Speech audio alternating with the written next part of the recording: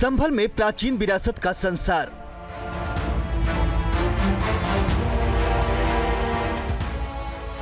प्रशासन को मिला पृथ्वीराज चौहान का किला।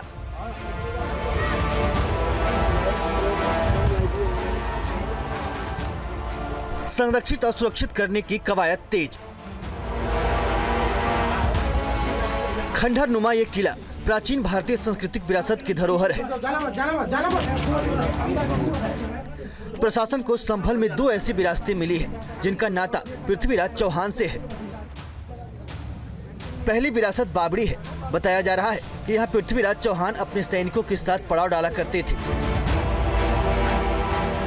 जबकि दूसरी विरासत फिरोजपुर गांव में एक किले के रूप में मिली है जो अब खंडहर में तब्दील हो चुकी है।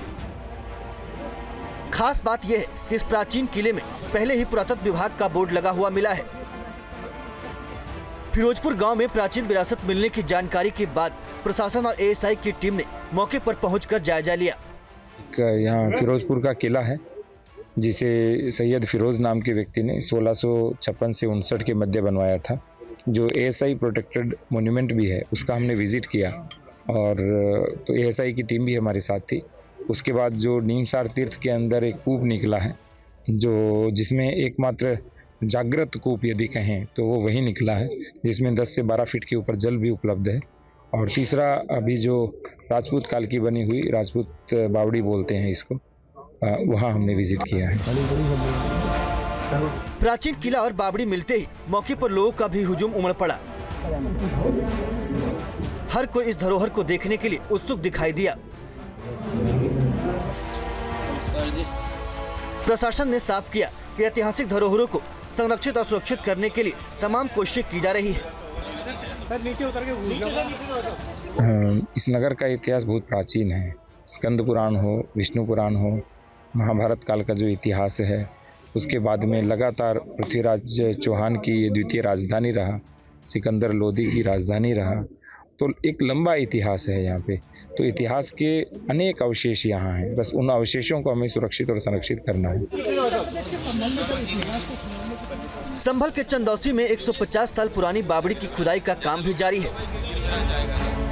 करीब 400 वर्ग मीटर में फैले इस बावड़ी को उजागर करने के लिए एएसआई की टीम लगातार डटी हुई है।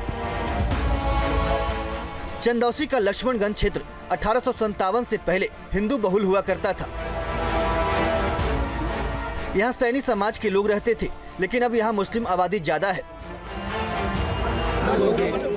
संभल में 46 साल पुराने मंदिर मिलने के बाद डीएम को एक शिकायती पत्र दिया गया था, जिसमें कहा गया था कि लक्ष्मणगंज में एक प्राचीन बावड़ी थी।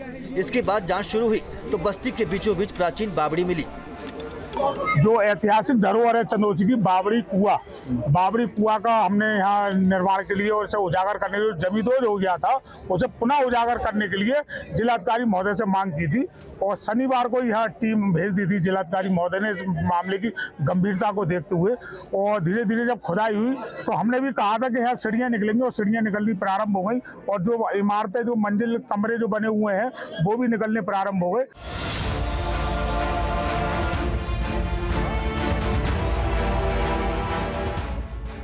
बावड़ी का कुआं और तालाब भी अभिलेखों में दर्ज है। ये बावड़ी काफी विशालकाय दिख रही है, जो मिट्टी के ढेर में दब गई थी। अब मिट्टी हटाकर इसकी जांच की जा रही है। बावड़ी को लेकर अब 2 अलग अलग दावे सामने आए हैं। पहला दावा यह है कि बावड़ी रानी सुरेंद्र बाला की संपत्ति थी, लेकिन एक और पक्ष ने दावा किया है कि इस बावड़ी का निर्माण 1730 में राजा आत्माराम ने कराया था। जो इसके असली हकदार हैं वो भी निकल के आए हैं। राजा कृष्ण कुमार थे ये, और इनके परदादा राजा आत्माराम जी ने सन 1730 में बावड़ी का निर्माण कराया था, क्योंकि उनकी बदायूं से, मुरादाबाद से लेकर बदायूं तक की उनकी रियासत थी, तो लश्कर उनका वहां रुकता था, तो 20 सेंटर हमारा चंदौसी पड़ता था, इसलिए लश्कर को रोकने के लिए उन्होंने यहाँ ये बावड़ी का निर्माण करवाया। और जैसे कि जो रानी सुरेंद्र बाला का नाम है, तो वो रानी नहीं थी, वो सुरेंद्र बाला थी, नृत्य की थी राजा कृष्ण कुमार की। वो यहाँ रहने के लिए यहाँ पे उन्हें कोठी दी गई थी। और आए जो सिपरा गेरा जो दावा कर रही थी कि मेरी दादी है, वो कतई फर्जी थी और दादी का उनका कोई प्रमाण इसमें नहीं निकला। 150 साल पुरानी बावड़ी को लेकर अलग अलग लोग दावे कर रहे हैं। फिलहाल हर पहलू की पड़ताल की जा रही है। संभल में एएसआई के संरक्षण में हो या उससे अलग, सभी धरोहरों का सौंदर्यीकरण कराया जा रहा है। साथ ही तमाम तीर्थ स्थलों और विरासतों पर किया गया अतिक्रमण भी हटाया जा रहा है। उम्मीद है कि इन धरोहरों को देखने देश ही नहीं बल्कि दुनिया भर से टूरिस्ट यहां पहुंचेंगे। संभल से सत्यपाल यादव के साथ team news nation. News nation अब व्हाट्सएप पर खबरों के ताजा अपडेट के लिए न्यूज नेशन के इस QR कोड को स्कैन करें।